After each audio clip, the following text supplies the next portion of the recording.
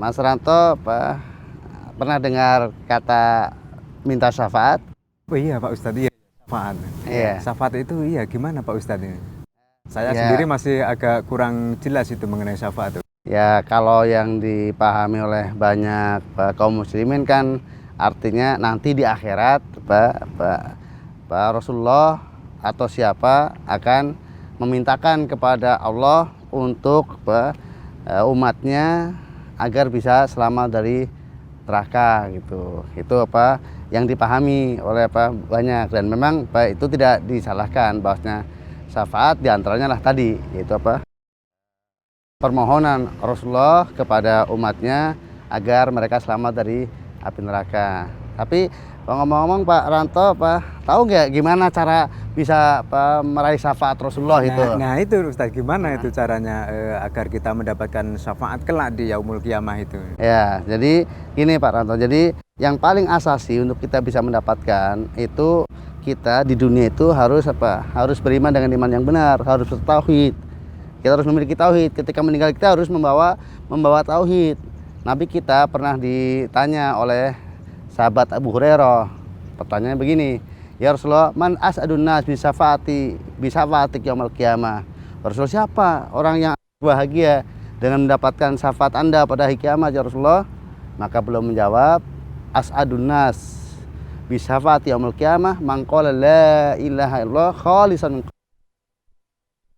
dengan mendapatkan syafaatku pada hari kiamat ada yang dia mengucapkan la ilallah, pernyataan tidak ada sembahan yang benar selain Allah, tulus dari dalam hatinya. Oh gitu. Jadi dia betul murni, memang dia ikhlas, tidak ada syirik dalam dirinya ketika dia hidup di muka bumi ini. Nah, ini yang akan akan berhak mendapatkan syafaat Nabi SAW. Maka kan aslinya kan begini Pak Ranto, bahwa syafaat itu kan milik Allah ya. Iya. Aslinya itu syafaat milik Allah. Allah berfirman, qulillahi syafa'atu jami'a. Katakanlah seluruh syafaat itu milik Allah.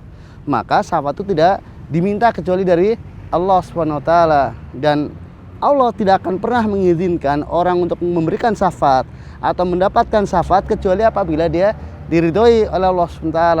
Ya, dalam salah satu firman-Nya Allah berfirman, wa kam mimma lakin fis samawati wal ardi la tukni syafa'atum syai'a illa min ba'di aya'danallahu liman yasha'u wa yarda.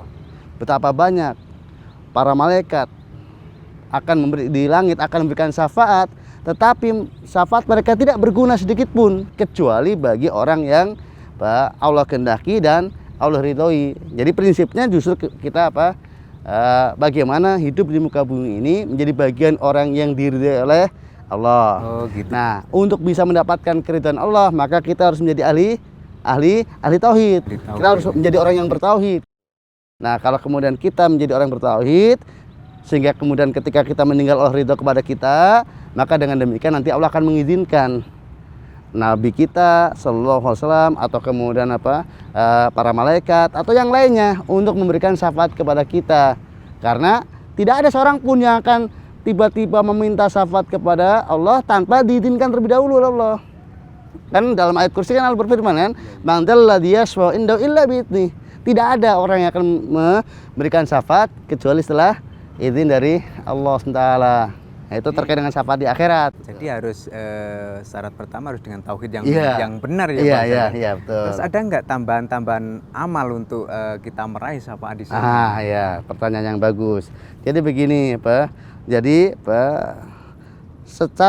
ketika kemudian secara dasar kita lah sudah menjadi orang yang bertauhid, kemudian kita bisa menambahkannya dengan amalan-amal yang ada dalilnya bahwasanya barang siapa yang melakukannya itu akan mendapatkan syafaat.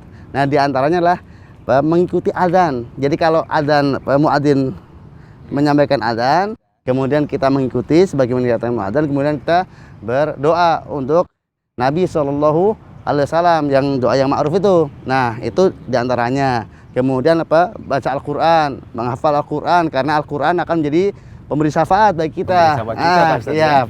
Pada hari kiamat gitu. Jadi dan jangan lupa berdoa kepada Allah. Tapi ingat, berdoanya kepada Allah. Begitu ya. Pak? Ya, Allahumma syafi' Muhammadan fiyya misalnya. Ya Allah, jadikanlah Muhammad sallallahu alaihi wasallam sebagai pemberi syafaat bagiku. Jangan kepada Nabi. Kalau mintanya kepada Nabi malah jadi itu batal nanti syafaatnya. Jadi karena itu kan syirik. Iya, jangan kemudian ya Rasulullah syafi'ni, ya Rasulullah syafi'ni. Ya, itu nggak boleh. Nggak pas ya. Iya, malah itu jadi syirik. Nah, orang musyrik nggak dapat syafaat gitu.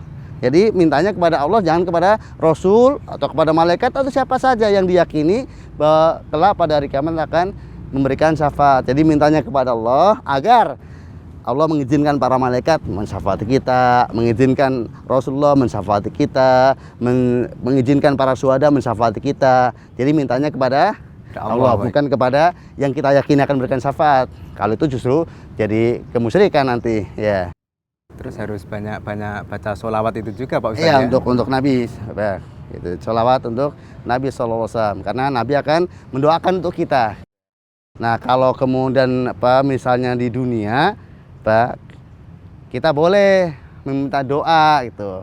Kalau masih hidup, sama-sama hidup. Sama masih hidup. Ya, gitu sama masih hidup. Misalnya kepada orang soleh kita, Pak Yai, tolong doakan kepada Allah agar saya mendapatkan syafaat. Itu boleh. Tapi kalau yainya sudah mati itu nggak boleh. Nggak boleh. Ya Pak Yai, tolong syafaati saya. Itu nggak boleh. Atau ya Pak Yai, tolong doakan kepada Allah agar saya mendapatkan syafaat, itu tidak boleh. Jadi itu termasuk kategori-kategori yang kemusyrikan atau perantara kepada kesyirikan kalau meminta doa. Jadi justru kemudian kalau kemudian kita meminta kepada yang sudah mati itu malah merupakan kesyirikan. Ya. Kesyirikan Pak. Ya. Oh iya Pak. Jadi itu tadi tentang sedikit syafaat Pak. Iya. Manfaat sekali ya. Ya, maka ya mudah-mudahan kita menjadi hamba Allah yang mendapatkan syafaat dari para nabi dan yang lainnya. Amin. Amin. Ya Rabbal alamin.